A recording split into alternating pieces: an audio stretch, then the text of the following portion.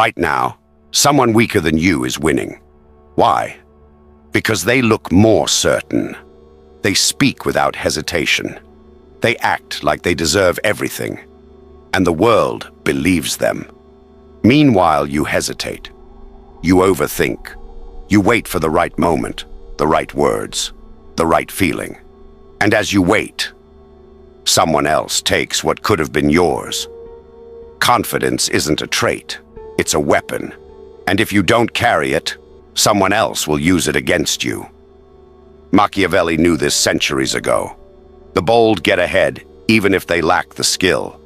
The hesitants stay behind, no matter how brilliant they are. Because power doesn't belong to the best. It belongs to the most certain. This video is a turning point. Not for motivation, not for comfort, but for control. You'll learn how to erase hesitation, speak like a ruler, and move like a man who expects to be obeyed. Watch closely, because from here on, your weakness will no longer be tolerated. It will be replaced. You weren't born weak. You were made that way. By repetition, by reward, by rules. Trained to obey. Trained to seek approval. Trained to ask, is this okay? What lives inside you right now is not a man. It's a servant. Conditioned to please. Programmed to submit. A loyal dog who flinches at judgment and waits for permission. That voice in your head. The one that hesitates. That overthinks. That apologizes before speaking. That's not you. That's the inner servant. And if you don't kill him, you will never be free. Machiavelli didn't whisper. He commanded. He didn't wait to be understood. He acted and let others catch up. He didn't ask for power. He seized it because he knew those who ask don't deserve. Your transformation starts with inversion. Every time you want to shrink, expand. Every time you want to explain, pause. Every time you want to apologize, stare. Because dangerous confidence doesn't come from feeling ready.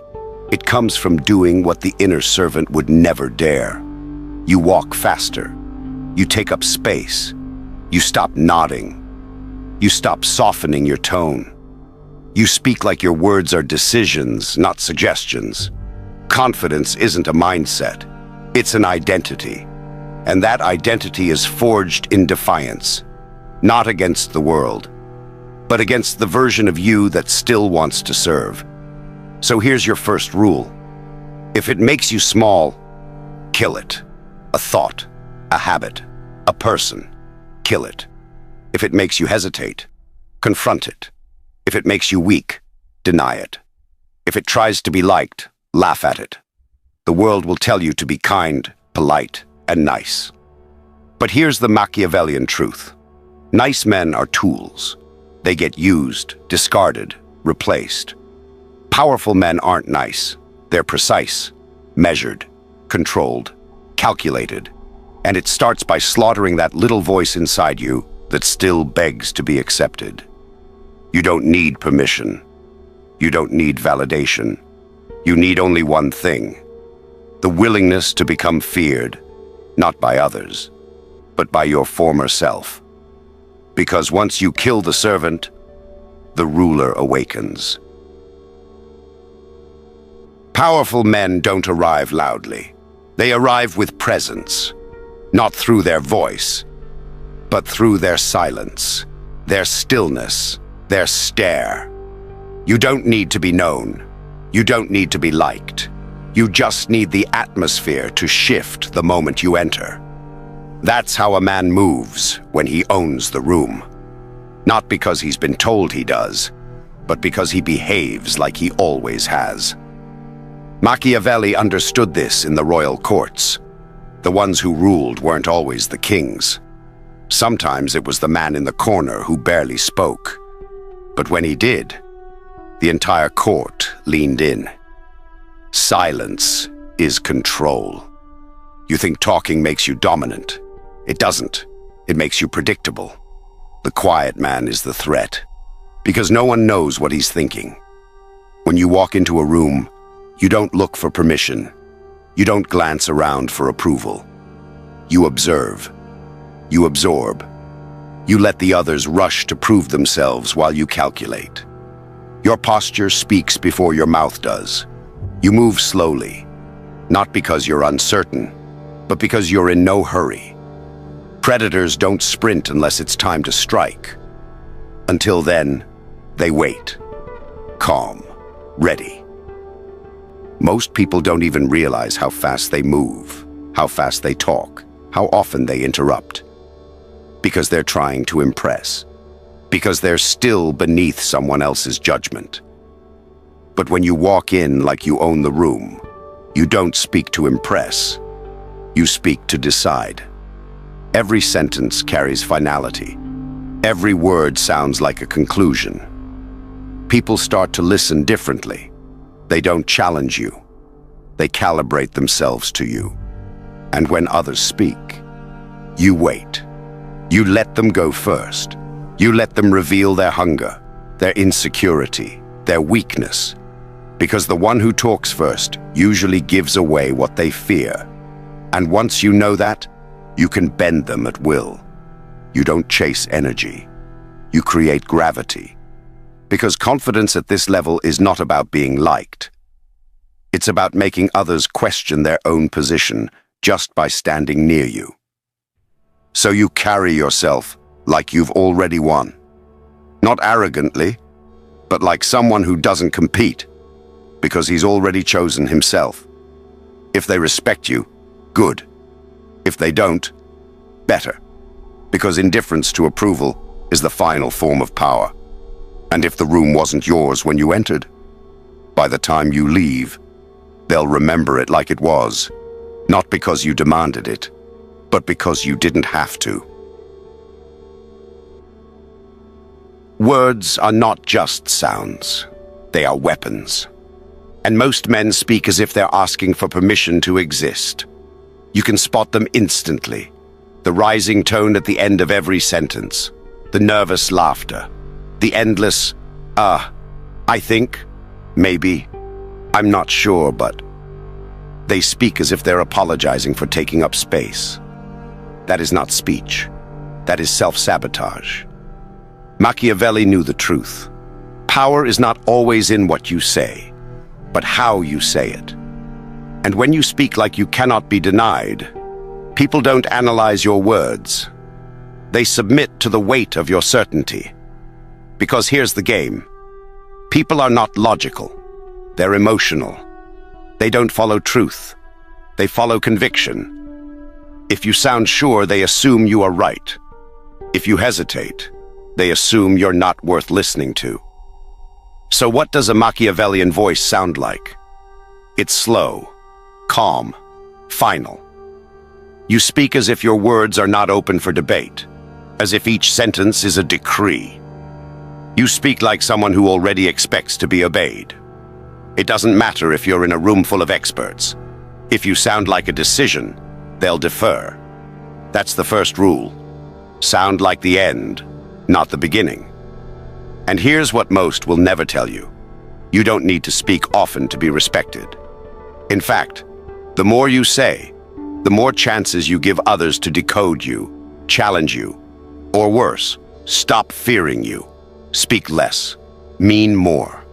When you do speak, eliminate softness. No filler, no explanations, no apologies. Never say, I'm just saying, I could be wrong. I don't know if this makes sense, but those are escape hatches for the weak. Burn them. Say what you mean and leave it there. Let others deal with the silence that follows. Because silence after a strong statement is powerful. It dares people to challenge you, and most won't. Why? Because they're too afraid of what else you might say.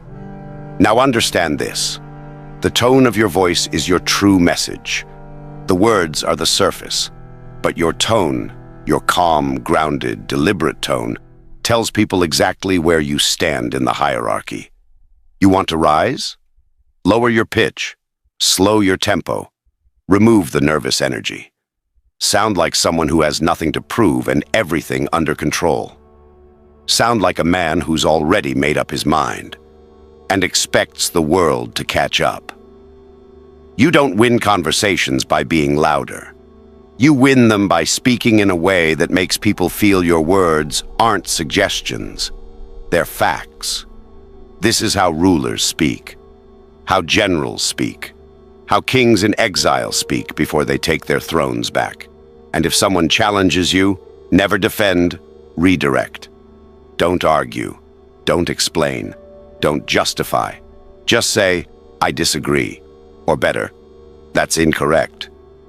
And then move on, because when you refuse to debate, you signal something terrifying, that your reality is not up for negotiation. That's how you control a room without ever raising your voice. Because confidence isn't volume, it's gravity. It's the invisible weight behind your words, the assumption that when you speak, others should listen. When you speak, the room should feel it, not through noise, not through arrogance, but through unshakable certainty. You're not trying to be right.